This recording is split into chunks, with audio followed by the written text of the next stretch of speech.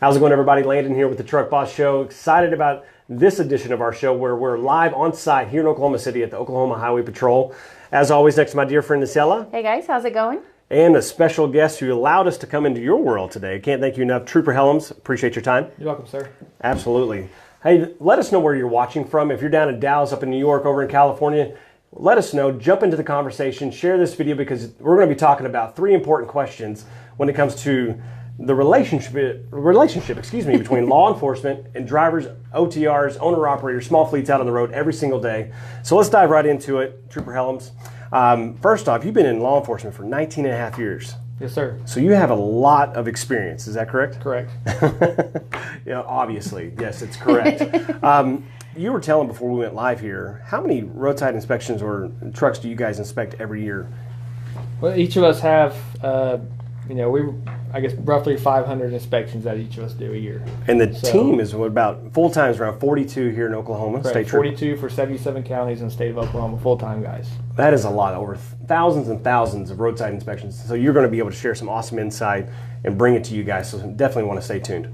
Así es, y bueno, pues muchísimas, sorry, I was talking to you, but gracias por estar como siempre con nosotros cada jueves. Y bueno, ahora estamos con el Trooper Hellums, que de hecho pues nos va a dar mucha información el día de hoy. Él lleva 19 años y medio en lo que él hace. Y bueno, él ya lleva como, vamos a decir, como 500 inspecciones que hacen cada año. Son 77 condados en que ellos tienen que hacer inspecciones y de esos 77 condados les pertenece a 42 de ellos. Así es que con todo el trabajo que ellos hacen bastante todo el año. Así es que no se lo pierdan de lo que vamos a hablar el día de hoy. And so, Trooper Hellums, there's this first question. It's a pretty interesting topic because I know there's a lot of speculation about it. A lot of people have different opinions about what causes a truck to get pulled over. From your perspective, what are those triggers that you and your team are looking for every single day that's going to cause you to pull over an 18-wheeler? Well, a lot of times it's traffic enforcement violations, speeding trucks, following too closely, unsafe lane changes, not using their signals. It'd be probably the number one reason why we would stop a truck when we're out here. So there's going to be other factors in that too, as far as the type of truck, all that kind of stuff. But that would probably be the number one. You know, a fun question, we were talking a little bit before we went live. You hear that in the nastier a truck is, or if it's extremely dirty, that's going to cause you to pull that over. Is that true? No. There's the answer. Spread the word.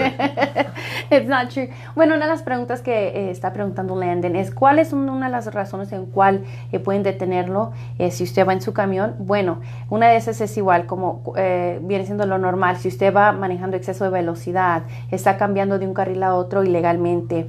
Cosas así son de las que ellos son los que se fijan de que usted puede ser detenido. Obviamente son violaciones. And so the second question, when it comes to violations, what are the top 2 or 3 or so that you're seeing common across the board in the trucking industry? Probably the number one would come back to the same trigger as far as the traffic enforcement, speeding, unsafe lane changes, that kind of stuff. That would probably be the number one. The second one would probably be load securement. Okay, we see a lot of load securement, people not having stuff strapped down. That's always a big thing. Of course, then it depends on the type of vehicle you have. If it's a flatbed or something compared to a enclosed box trailer type. And then probably another one would be as far as here in Oklahoma, as far as our deal was size and weight violations. Okay, for oversized load violations. Find a lot of oversized, overweight trucks out here on the road. That makes sense. When it comes to trailer lights, that kind of thing, obviously that's a part of the top violations as well. Correct. Got it. Yeah. Bueno, pregunta nuestro amigo Landon, ¿cuáles son una de las violaciones de las más de los que ellos toman en cuenta? Bueno, obviamente los que habíamos mencionado anteriormente, que viene siendo exceso de velocidad, cambio de carril ilegal. Bueno, ahora también de lo que él se refiere es, por ejemplo, para muchas de las personas de los que llevan, vienen siendo cargas de lo que se le llama lo que es el flatbed. Si no lleva bien el equipo, que lo lleve bien amarrado, eso es algo que también, pues, una de las cosas es obviamente peligroso. Segundo, es muy diferente también a un camión que lleva lo que es, va cerrado el camión. Pero obvio que también lo que es también tener lo que son las luces que funcionen correctamente, porque eso es algo también muy importante. So let's dive a little bit deeper into the violations. Obviously, truck drivers out there working hard, every day stressful, got to move that load and got to get paid. You're out there wanting to obviously protect the road and make sure that everybody's safe. Correct. Data queues, if there's a mistake made, walk through from your perspective the process of a data queue as much as that you know. Well, once a trooper does an inspection on a vehicle, the carrier, whether it's the driver or somebody else, whenever they sign off on that, they can request a data queue. And that's saying they don't agree with the violation or violations on that inspection report. Right. So they can go in there. It goes from our office, it goes to the lieutenant, whoever over the trooper that did the inspection. He looks at it, calls the trooper, says, what did you have? What did you see? Does this violation fit with what you had on there? And from there, he makes a determination whether it goes from there or it's done there. Absolutely. And the intent of the data queue is just for the integrity of the system. Correct. Is that correct? Correct. It gives them a reason to, if they feel they're unjustly violated or they say they don't understand something, then it's a way for them to address it on their own through the highway patrol. And here in a second, we're going to dive one more step deeper when it comes to violations. Okay. Una de las cosas que también él pregunta es al momento de que usted haya sido detenido y si hay algo que usted no entiende porque ellos obviamente pues tienen que reportar eso, usted puede pedir su reporte. Ya en dado caso usted pide su reporte, bueno, ellos lo tienen que mandar igual al teniente, después se lo mandan a la compañía en la cual usted trabaja o a usted mismo. Entonces, y ahí ya ven a fondo más el reporte, qué fue lo que pasó, qué fue lo que se dijo de una persona a la otra, para que pueda haber un poco más de entendimiento de que por qué se llevó a cabo. Entonces, ahora es algo muy importante igual, el trabajo de ellos es asegurar de que ustedes estén bien en la carretera legal, que todos, o sea, así usted como va manejando, así como las otras personas que también van con ustedes en la carretera, que todo esté bien. Diving a little bit deeper here, last part of this second question. Word on the street is that state troopers, highway patrol, they target certain carriers, they target the same fleets, and then you hear a lot of opinions about, my fleet's always getting pulled over versus Company A. Is that true? It can be to a point. I mean, we do come across companies where they keep having violations and serious violations, and they never fix it. Right. So when we start seeing their trucks, we know they're unsafe. So yes, we're going to stop them. So that can be true. Right. But nothing personally. Right. So it's all professionally why we do that, and it just comes down to public safety. Correct. I mean, if you have unsafe trucks out there driving, then yes, we're going to stop those trucks if we know them to be unsafe. Got it.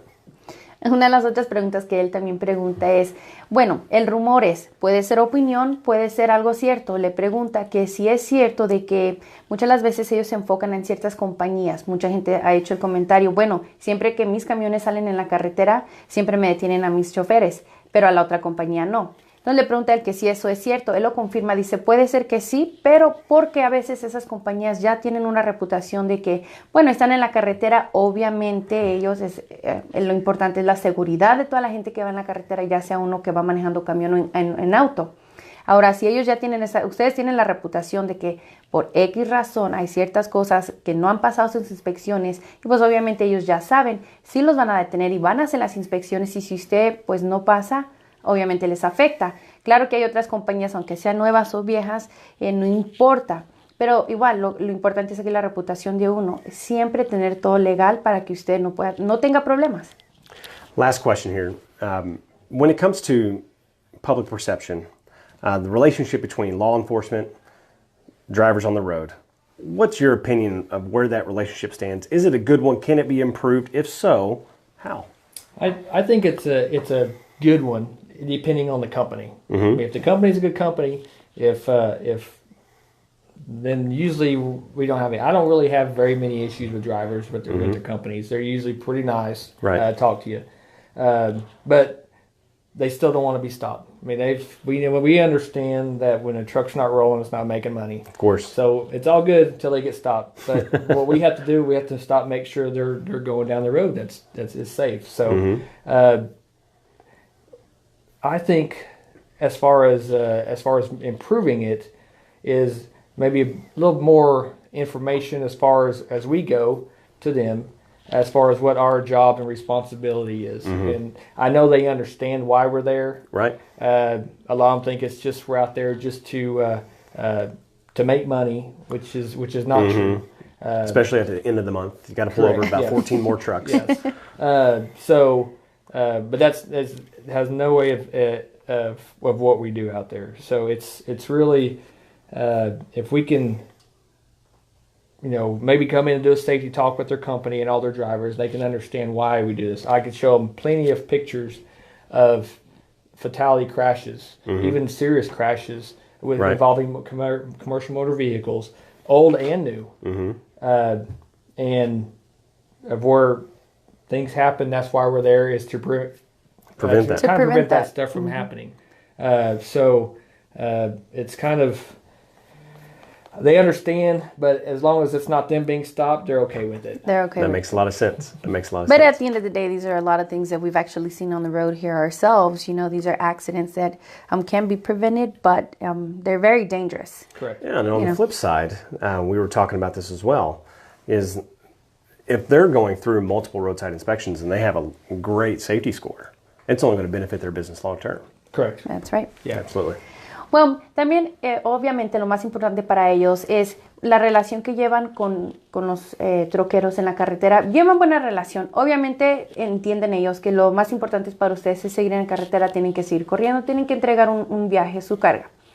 Lo que ellos, lo importante para ellos es la seguridad de uno, de ustedes mismos, así como uno que va conduciendo en su auto. Hay videos también que ellos pueden demostrar. Por ejemplo, si usted tiene una compañía y quisiera que ellos vinieran a dar un curso de seguridad para demostrarle a sus choferes, lo importante que es, lo pueden hacer. Es solamente es parte de educar para que puedan ir seguros en la carretera. Obviamente no es para afectarlos a ustedes, nada más siempre recordando que ustedes tienen una reputación, tienen que reportar todo eso al FMCSA. Y pues obviamente le va a afectar si usted no pasa. Pero siempre y cuando usted vaya manejando con cuidado, no hay problema.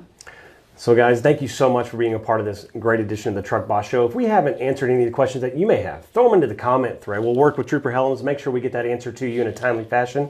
And Trooper Hellums, we can't thank you enough for your time and your service. Thanks for letting us come and interrupt your work day. Thank you. We truly appreciate you. Absolutely. So join us next week when it comes to our next edition of the Truck Boss Show, live every Thursday at 4 p.m. Central. That's right. And don't forget, we do this. Why? Because you're the boss.